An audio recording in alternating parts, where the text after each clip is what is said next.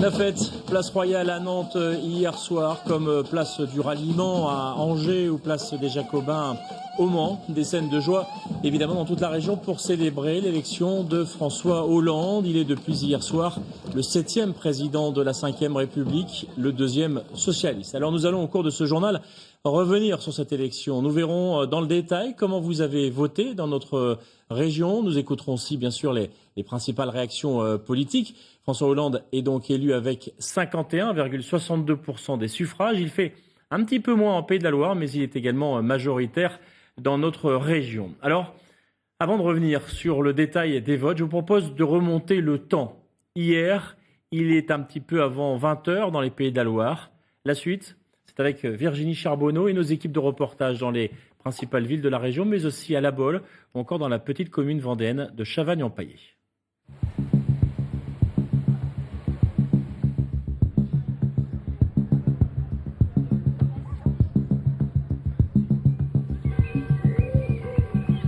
Il est quelle heure ? 19h25. François Hollande, 671. Nicolas Sarkozy, 1491.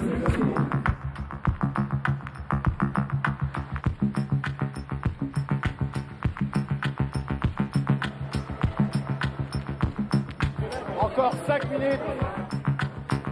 On y croit plus que jamais aujourd'hui. C'est notre chance et on la laissera pas passer. Quel est votre ressenti là en ce moment ? Il n'est pas bon, hein ? Non, ça va.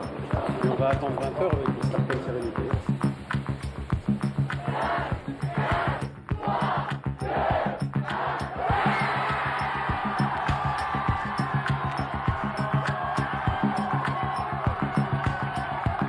Les Français ont choisi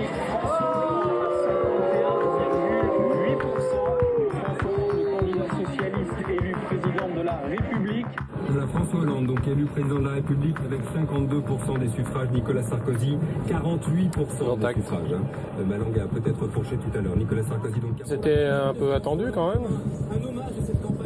Même si on peut toujours penser que dans l'isoloir, il peut se passer beaucoup de choses, mais c'est l'expression de la démocratie, donc il faut respecter le choix qui est fait. C'est... Voilà.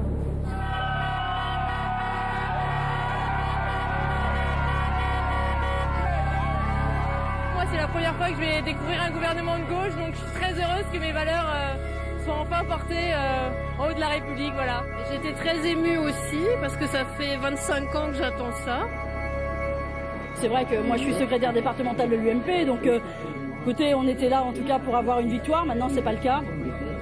Bien, écoutez, c'était une belle campagne.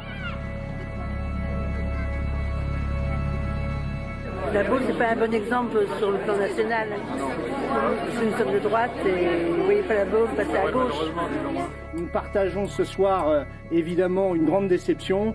Je crois que nous avons fait derrière Nicolas Sarkozy une grande et belle campagne. Voilà, je vous invite, vous tous, à rentrer. Nous avons 6 semaines de campagne, 6 semaines pour faire de cette circonscription enfin un vrai espoir sur cette agglomération nantaise. Je compte sur vous, je compte sur votre engagement.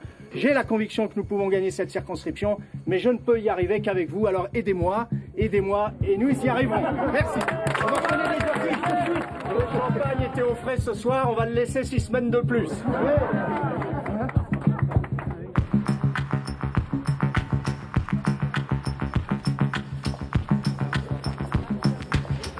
Ce que les Français ont choisi ce soir, c'est une certaine idée de la République. C'est une manière de présider la France. Et d'abord, l'esprit de... C'est ça le principal message d'après vous du vote ? Absolument. Une République réconciliée. Chère maman, je vais pouvoir me marier demain. Je t'embrasse fort. Le changement.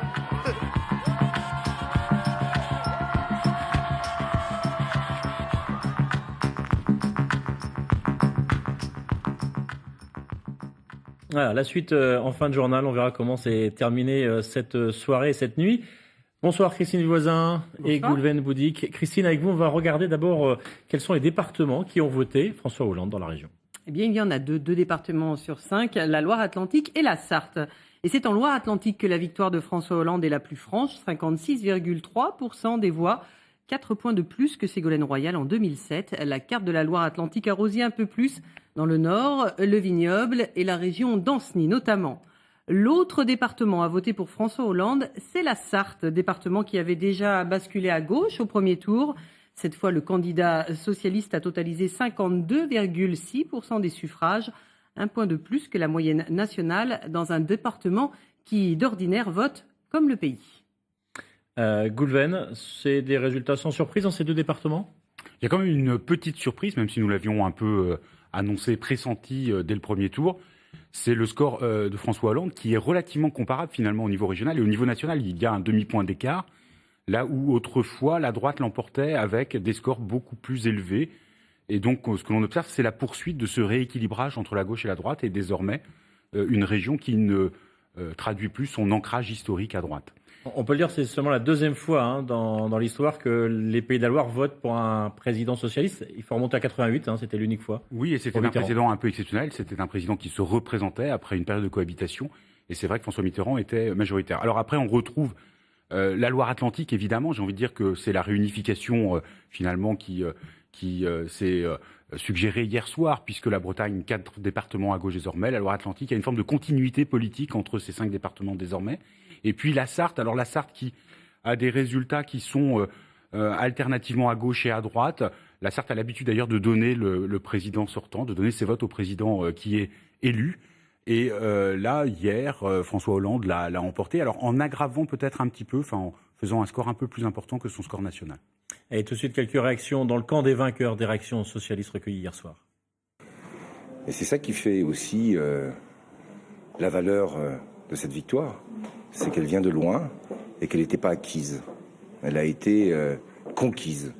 Et donc, ça lui donne encore une valeur supplémentaire. Et c'est pour ça que l'émotion qui est la mienne, elle est d'autant plus forte. Je pense que maintenant, c'est le temps de la mobilisation, c'est le temps de l'effort, avec l'idée de la réconciliation, de la confiance.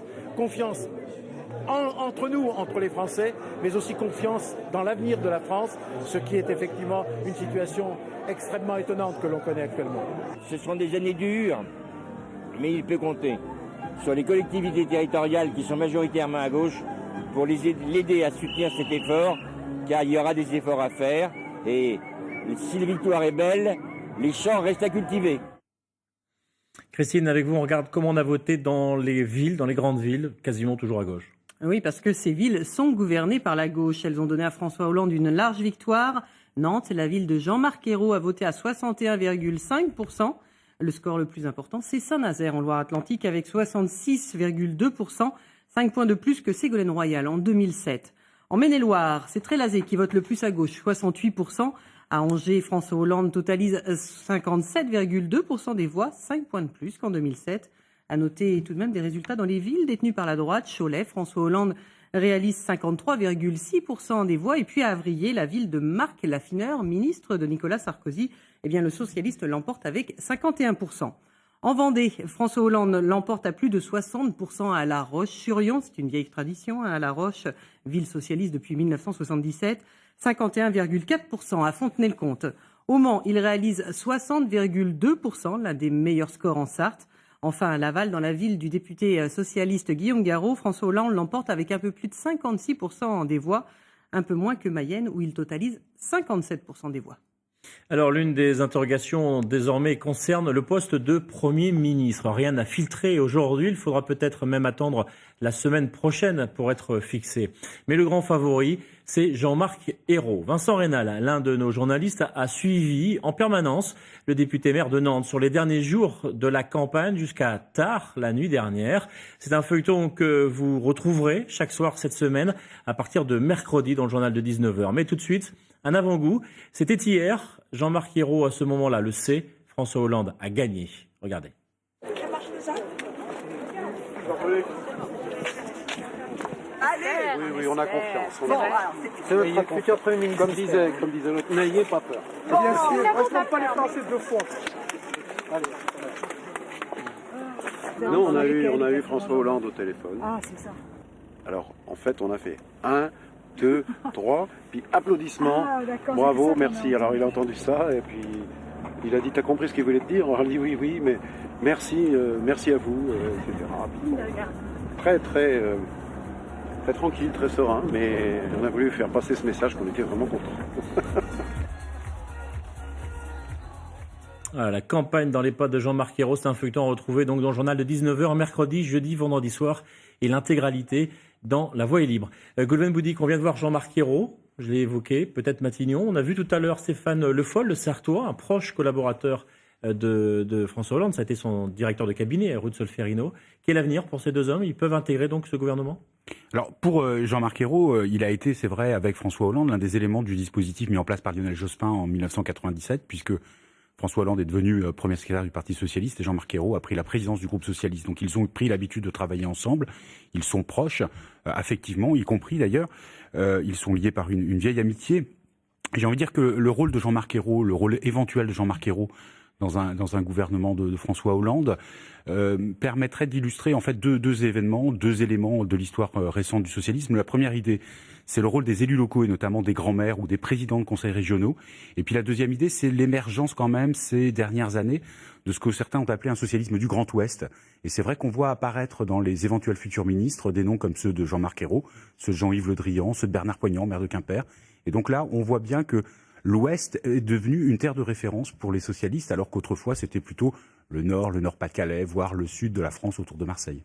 Voilà, et Stéphane Le Foll, c'est le spécialiste des questions agricoles au sein du Parti socialiste, et il pourrait donc récupérer le ministère de l'Agriculture. Donc on devrait en savoir plus. La passation entre les deux présidents, entre Nicolas Sarkozy et François Hollande, ce sera mardi prochain, le 15, et le premier Conseil des ministres, donc le mercredi 16.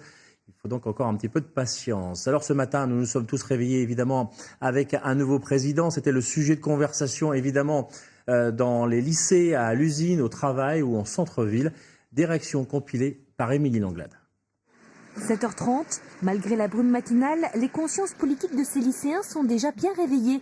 Il y a quelques heures, le nouveau président a placé les jeunes en premier plan. C'est bien qu'il y ait un président qui prenne conscience que la jeunesse, c'est ce qui porte un pays pour les années à venir. Je suis content que Sarkozy ait perdu parce qu'avec toutes les affaires qu'il y a eu au niveau des magouilles d'argent, tout ça, j'espère qu'Hollande il va régler tout ça, que ce soit bien honnête, droit. C'est une évolution pour la France. On a vécu 5 ans dans la crise et je pense que ça va changer quelque chose. Arrivé à Nantes, place aux actifs, ce grand déménagement annoncé à l'Elysée ne rassure pas vraiment tout le monde. Je suis quand même inquiète parce que les finances publiques de l'État aujourd'hui, c'est un élément extrêmement important. Et je pense que dans la politique de notre futur président, les finances ne vont pas s'améliorer. Par contre, ces chauffeurs de taxi semblent prêts au virage politique. Ce que vous attendez de ce nouveau président? Plus de justice sociale peut-être, et puis un peu plus de partage. J'attends que les gens se rassemblent un peu plus, justement en période difficile, il me semble que c'est important qu'on soit plus solidaire. Et sur les chantiers à Saint-Nazaire, cela faisait bien longtemps qu'on n'avait pas vu autant de sourires à l'embauche. Ravi. C'est le seul mot que je pourrais vous dire. Ça va aller beaucoup mieux parce que je pense que Nicolas Sarkozy a vraiment écrasé la France, n'a respecté pratiquement personne. À part l'UMP, son groupe, il est pour les riches, il n'est pas pour les pauvres, pour les ouvriers, quoi. On peut juste espérer que ça puisse nous permettre d'avoir une meilleure visibilité dans les mois à venir sur la construction navale à Saint-Nazaire, quoi. De l'espoir donc pour que cette nouvelle croisière socialiste se passe au mieux pour tous ses passagers. Christine, on a vu tout à l'heure le vote Hollande dans les départements de la région. On regarde maintenant les départements qu'a voté Nicolas Sarkozy. Eh bien donc 3 départements sur 5, à droite, la Vendée, la Mayenne et le Maine-et-Loire. La Vendée reste en bleu avec 55,5% des voix pour la droite. C'est le département qui a offert son plus gros score à Nicolas Sarkozy dans la région, avec des résultats importants, notamment sur la côte et dans le bocage. À noter le nombre important de bulletins blancs et nuls dans certaines communes, 17% à Tiffauges. Au premier tour, les électeurs du MoDem et du FN y avaient totalisé un tiers des voix. En Mayenne, Nicolas Sarkozy totalise 53% des voix, mais il perd 3 points par rapport à 2007. Il faut rappeler que le président du Conseil général de la Mayenne, Jean Arthuis, a soutenu la candidature de François Bayrou au premier tour, puis appelé à voter Nicolas Sarkozy au second. Enfin, dans le Maine-et-Loire, Nicolas Sarkozy était en tête au premier tour. Il le reste à l'issue du second avec 51,15% des voix. C'est dans les Mauges et dans le Saumurois que les scores de la droite sont les plus larges. Golden Boudic, un mot, une analyse sur ce vote à droite? Alors évidemment, l'enjeu qui se profile derrière tous ces votes, c'est l'enjeu des législatives. Et on voit que dès la page présidentielle tournée, les esprits se tournent vers la préparation des législatives, à gauche comme à droite. Ce que l'on sait, c'est qu'il n'y a pas d'automaticité malgré tout du scrutin présidentiel sur le scrutin législatif. 2 exemples très rapidement. En 1988, François Mitterrand gagne l'élection présidentielle avec plus de 54%, et la majorité législative qui est sortie des urnes par la suite n'a donné qu'une majorité relative aux socialistes. Et puis en 2007, plus récemment et plus localement, ce que l'on a vu, c'est que malgré l'élection de Nicolas Sarkozy, la gauche avait pu progresser dans certains départements de la région, et notamment en Loire-Atlantique, en gagnant 2 sièges. Alors ce qu'il va falloir prendre en compte et suivre de manière très attentive ces prochains jours, ce sont évidemment les premières décisions de la présidence de François Hollande, les premières décisions de son premier gouvernement, et puis évidemment l'état de la formation de Nicolas Sarkozy, l'état de l'UMP qui s'évertue, en tout cas depuis ce matin, à donner le sentiment ou à préserver le sentiment de son unité. On parle déjà de 3e tour. Hein. L'effet vague n'est pas systématique. Non, l'effet vague n'est absolument pas systématique, et puis il faut laisser la place à la campagne et aux arguments qui vont s'y développer. Alors on a entendu les réactions tout à l'heure des socialistes. Je vous propose à présent d'entendre quelques réactions à droite après la défaite de Nicolas Sarkozy hier soir. Je crois que c'est la crise, si vous voulez. On regarde ce qui se passait partout en Europe.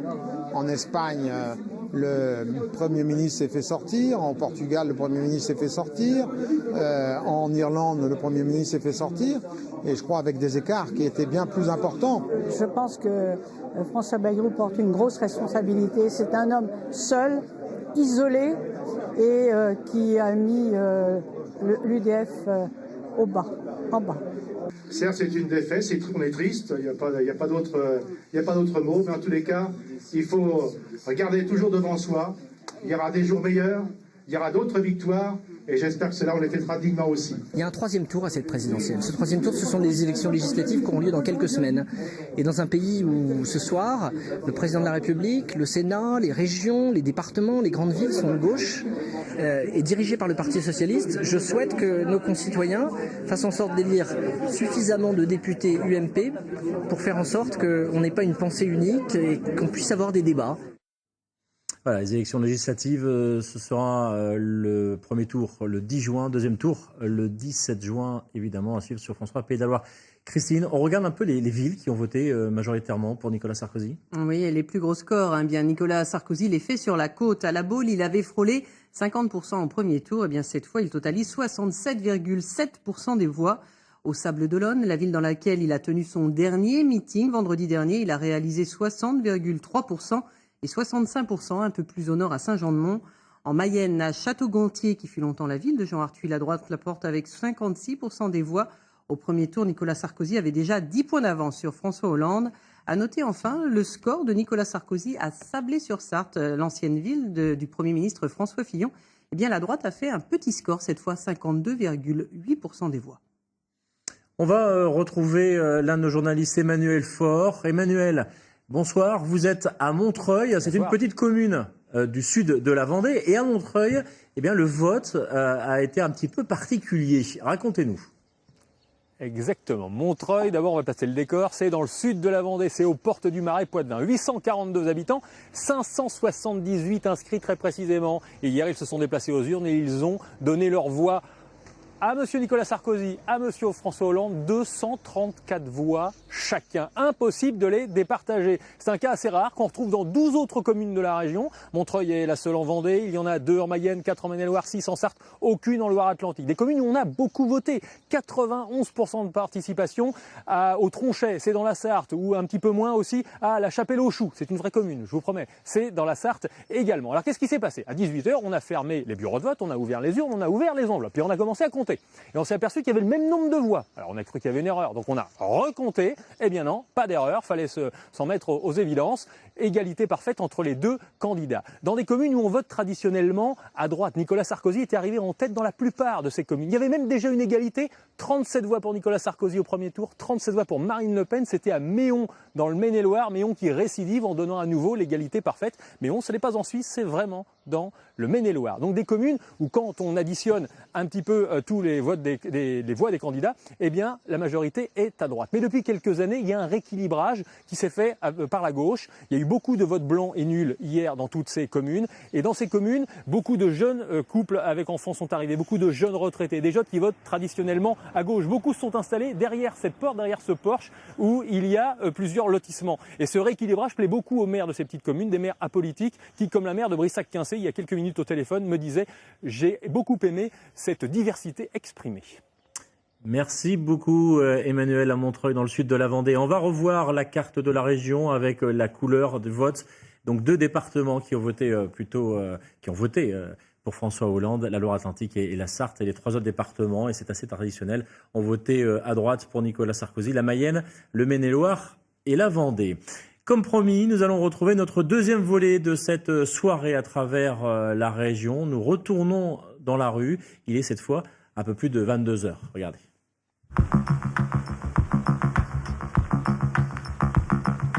Voilà. Ouais, bon. On est un peu fatigué quand même. On est venu boire un coup.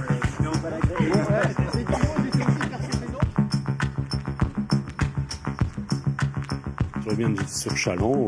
Dans tous les bourgs que j'ai passés, c'était calme partout. Moi, étant plus jeune, oui, quand Mitterrand a été élu, oui, il y avait plus d'espoir. Aujourd'hui, non, je trouve qu'ils sont peut-être un peu blasés.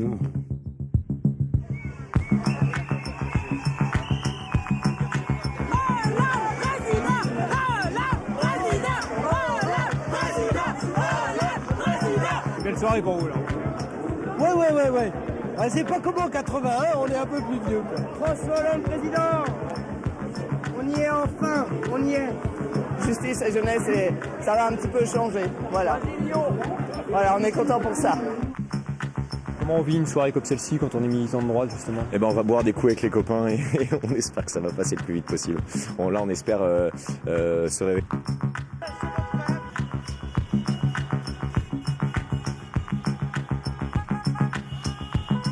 Ravi. Comme disait Barbara, l'air est plus léger aujourd'hui. Ouf. Vive la France! Vive Hollande! Vive la France!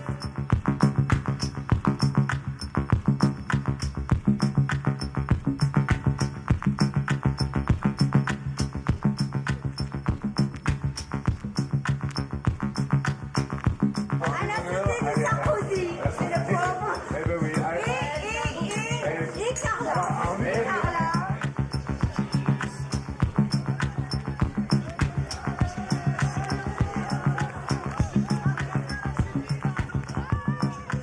Je vais peut-être me mettre à pleurer, mais vive François Hollande! J'adore François Hollande! Bravo à toi, je t'aime!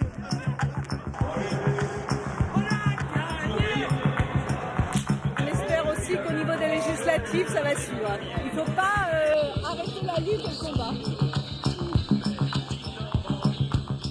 Nicolas, prends du bon temps. Profite, moi si j'étais toi, personnellement, j'irais un peu au soleil, bravo, mais maintenant profite. Voilà.